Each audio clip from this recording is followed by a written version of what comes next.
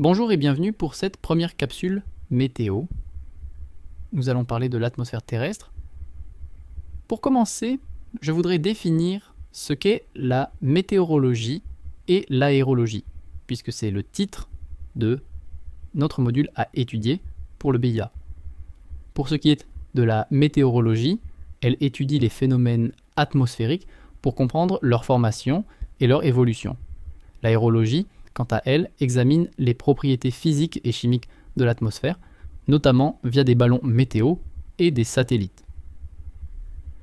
Définissons maintenant l'atmosphère, qui est une enveloppe gazeuse entourant la Terre sur plusieurs centaines de kilomètres, plus communément appelée l'air.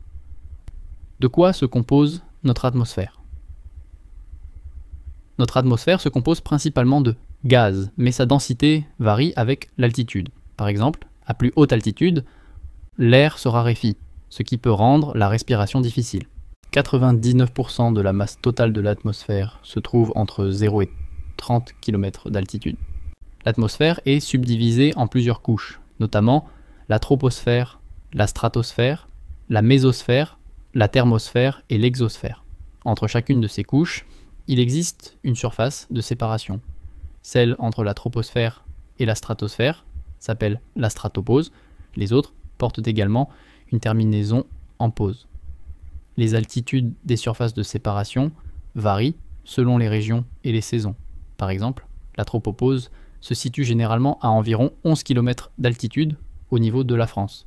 En revanche, elle sera plus basse au pôle d'environ 9 km et à l'équateur, où elle atteindra l'altitude d'environ 17 km. La surface de séparation entre ces différentes couches s'appelle la stratopause, qui se trouve entre la stratosphère et la mésosphère, la mésopause qui se trouve entre la mésosphère et la thermosphère, la thermopause qui se trouve entre la thermosphère et l'exosphère, l'exosphère étant une couche qui s'étend théoriquement à l'infini. On ne définit pas de surface de séparation. Dans la partie supérieure de la stratosphère, nous trouvons la couche d'ozone, ou ozonosphère, qui sert de bouclier contre les rayonnements du Soleil. Où commence l'espace? L'espace est délimité par la ligne de Kármán. C'est une ligne imaginaire située à environ 100 km de la surface de la Terre. C'est à peu près l'altitude à laquelle il n'est plus possible de voler avec un aéronef de type avion ou hélicoptère, car la densité de l'air est trop faible pour assurer une portance suffisante. Cette limite étant en réalité aux environs de 83,8 km. Mais pour des raisons pratiques, il a été décidé de la fixer à 100 km.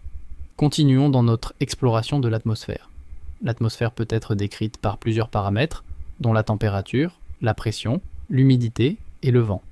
Elle se compose principalement d'air sec à 99,97%, dont 78% d'azote, 21% d'oxygène, 1% d'argon et d'ozone en proportion très faible. On y trouvera également des vapeurs d'eau et des poussières.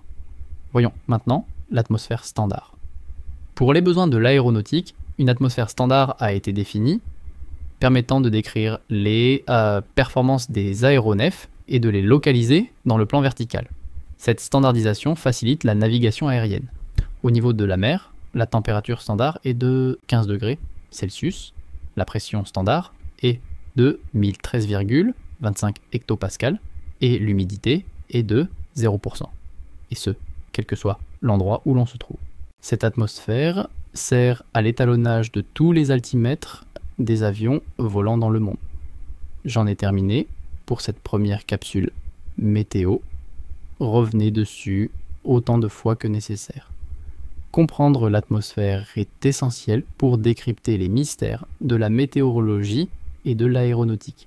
Restez curieux et faites vos QCM. Rendez-vous pour notre prochaine capsule où nous aborderons la pression atmosphérique. N'oubliez pas de mettre un pouce en l'air, de vous abonner à notre chaîne et pour ne rater aucune mise à jour, d'activer la cloche de notification. A très bientôt pour notre prochaine capsule aéronautique. Narrant.